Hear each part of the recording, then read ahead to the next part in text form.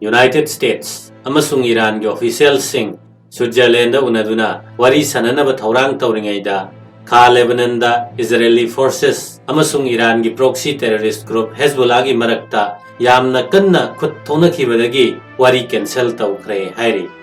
Israel amasung Hezbollah na ceasefire tawnaba yare haina kona muk official ahumna phongdokhi adubu nakal animaktagi chapchaba paw tadri ceasefire gi yanare haina phongdokhiba official ahum adu anina regional gine aduga amana US kine Qatar US amasung Iran santaina duna yanaba purakhibani haina regional official sing aduna phongdokhi Israeli forces amasung Hezbollah gi marakta khut thonakhiba duna maram oiduna Iran के official Switzerland चटनबा plan तौखिबा दु cancel तौखि US की माइकैदा Vice President JD Vance महाकी खोंगचत यैथोखरे हाइरि पाउगी सोर्सिंग न फोंदोखिबा मतुंगिना Hezbollah की terrorist ना यामना कन्ना rocket काप्सिंदुना Israeli लानमी मरी हातखिबदगी Israeli military ना अमुक खा Lebanon अमसुंग नोपोक Lebanon दा अकनबे air strike चथखिबने attack aduda yamdrabada mi kunmathoi sikhi haina Lebanon gi health ministry na phongdokhi US amasung Iran gi marakta lan loisinabagi yanaba purakpa sida khwaidagi maruoibe issue ase Israel amasung Hezbollah gi marakta khutthoknaba sine Israel amasung Hezbollah animak ase agreement sign toba yawsu natte aduba Iran lan loisinabagi yanaba purakpa sida Israel na Hezbollah gi mathakta khuthaba tokadabani haina akan madabi tawri makoina phanakanna dabi tawrabasu awang Israel da ngahak leitana misam hanaba attack tawribasi Hezbollah group asine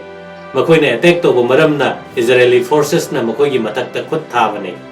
tension na sina maram oiduna US amasung Iran gi marakta nuclear program yauna issue kaya gi matangda wari sanana honaribasi aremada taragadra haina chingnari masagi proxy Hezbollah gi damak amuk khanna lan soknanaba sem sari haina Iran mayak sengna khanghale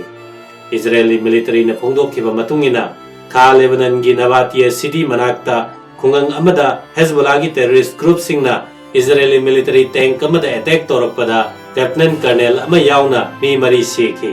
aduga drone attack amada mi manga su sokhi hairi terrorist attack aduna maram moiduna Israeli forces na Nabatiya amasung atai area singda Hezbollah gi infrastructure site singda yamna kanna attack tawkhi matungda nopok Lebanon gi beka tampakta su terrorist singi site singda attack tawkhi haina military na haiki aikoi gi lanmi singda natraga aikoi gi lam sarukta attack torakpada Israel na khangduna leiroi Hezbollah gi mathakta hakpa action lokhatkani haina Israel gi prime minister Benjamin Netanyahu na phongdokhi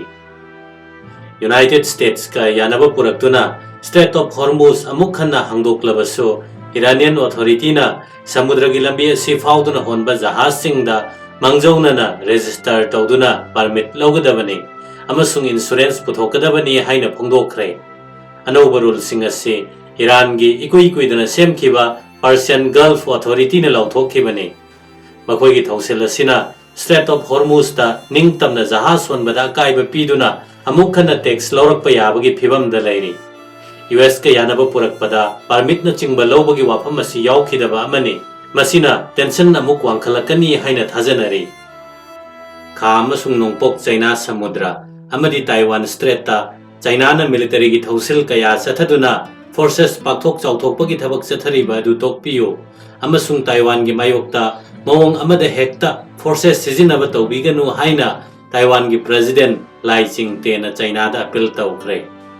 thong manaraba amasung izat laina nakal animakta kanaba pigadaba mawongda punna ingthaba tanduna chawkhat thorang puraknaba Taiwan gi apamba leiri haina Lai Ching-te na Taipei da foreign correspondent sing okpagi thoram amada phongdokhi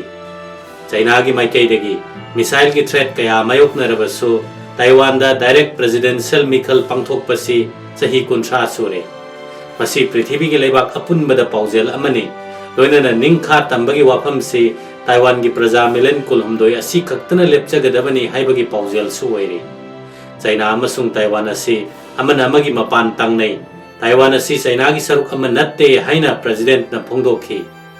France da G7 gi summit meeting da leaders sing na Taiwan Strait ta kanamatana force sizinaraga नत्रगा किहंदुना नाकल अमखक्की ओइबा मोंगदा हानदगी लैरिबा फिबम थुगाइनबा होनबा यारोय हाइना लाउथोक्खिबा अदुबो president लाई सीतेना यामना थागतपा फोंदोक्खि